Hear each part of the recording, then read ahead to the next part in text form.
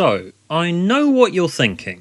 Why am I talking about a random BBC drama series from the early 2000s that barely anyone remembers? Well, the answer to that question is that Born and Bred was new Doctor Who showrunner Chris Chibnall's first show in which he served as head writer and co-created that aired between 2002 and 2005. And because Chris Chibnall's first season of Doctor Who is just about to start, so therefore it's topical, so why not? Born and Bred is about two men called Eric Bourne and Derek Bred who run a bakery together, but try their hand at being amateur detectives when they discover that Mrs. Baddeley has been suffocated with her own yeast. No, wait a second, wait. No, wait, sorry, that was what I daydreamed the show was about when I drifted off about 10 minutes in. Okay. Born to be Bred is about a mad scientist who genetically engineers a sentient piece of toast for some reason. Witness the horrors as this freakish aberration of nature sets out to toast the world that shunned him. Oh no, wait, no, sorry, wait. Oh, okay, it was this one. Sorry, I spent most of the runtime coming up with better premises. Born and Bred is basically Broadchurch with no murder. Or anything interesting.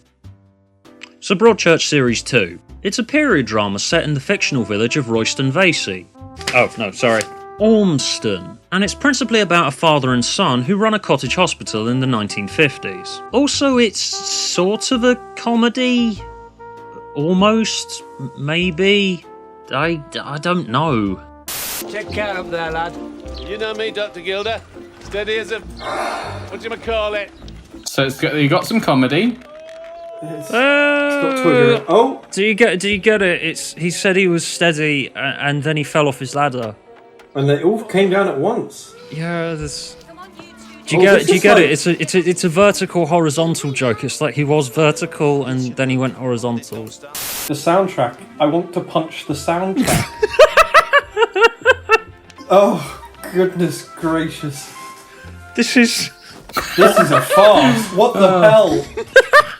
Its basic pitch is just, it's about some doctors in the countryside and the stuff that happens to them on a weekly basis. Someone is pregnant, domestic dispute, someone fell off a ladder. It does try to be a comedy sometimes, but it's not absurd enough to be considered one, and it ends up just playing out like a soap opera that's actually had some money chucked at it. This feels like the type of thing that Americans think we watch. Does that make sense? Sort of thing the Queen would watch, isn't it? Oh no, a cow! Doesn't look particularly menacing. And it must have cost a packet. I mean, there's costumes like that aren't cheap, and all the props and trains. Yeah, but if you go to like a little town in Yorkshire, it probably would look like that anyway. No, this is just modern day. They've just pretended it's set in the 50s. It was only after they filmed it all they realised, oh, look how old everything is. Just sort of retroactively decided, oh, it's a period piece. It's basically something you have on in the background in old people's homes. It's not really there to have any attention paid to it. It's just supposed to look like a bland generic painting of the countryside. Ooh, look, it's got some trees in it. Isn't that nice? So a typical episode doesn't need to have any kind of hook. It can just do whatever it wants until the runtime's filled, because fuck it, no one's paying attention anyway. Oh my god, we're only 13 minutes in. What? I thought we were almost finished. No! Trying to pay attention. It is so dry. This is just going on and on, isn't it? It's still going. It's still going. We have to commit It's to like this. End of Days with its million endings. We've got to bear in mind as well that this is for a different audience at a different time in a different genre. And those people thought it was wonderful. A different world. That genre being boring. The episode I forced John and Billy from Five Who fans to watch, the pilot episode titled The Best Man, was the most wishy-washy affair imaginable. There's pretty much no structure to it. For the first half of the episode, there's a wedding and some of the family's train breaks down and they have to walk there. But then once the wedding actually happens, a natural climax to any story, it just keeps going. This happens at about the midpoint. Now there's some sort of race around the village thing for 20 minutes because honestly, who gives a shit? Has another episode just started? Have we just not noticed?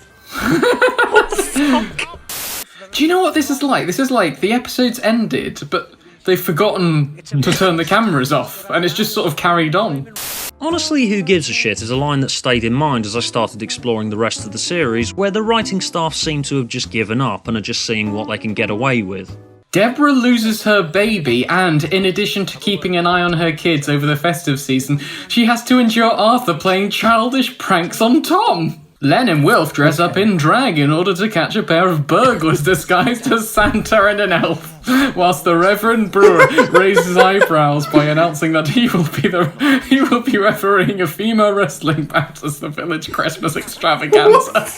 What are you saying? At least Jean and Eddie seem to be getting it together, despite interruptions from Wilf.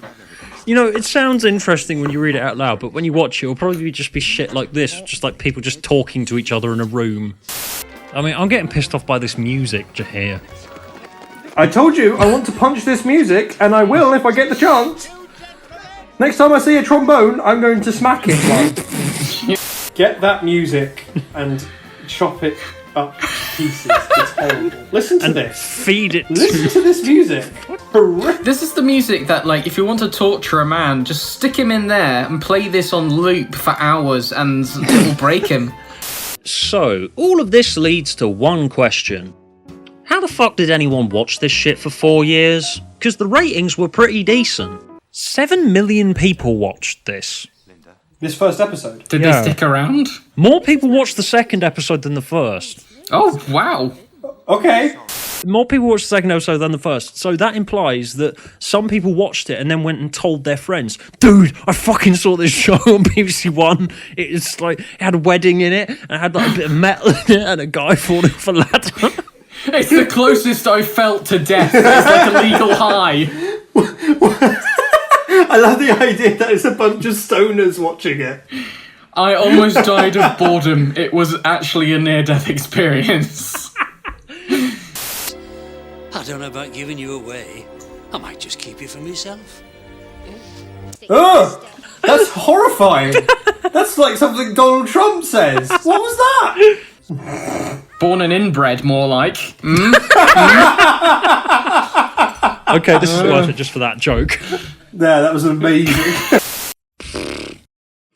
Okay, I think I'm done with this show now. Let's finish up with some more better things to do with that title.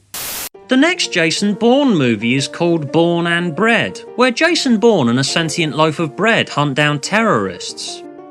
Breadborn is an epic fantasy where the Bread Slayer arrives in a gothic city where an airborne virus is turning residents into psychotic loaves of bread, and they will torch the city and spread jam everywhere. Once upon a time I was born, and then I was dead. One day you were born, next you are dead. Dead bread. Dead bread is dead. I am dead. Dead bread. Born to dread the dead bread. No longer dead bread.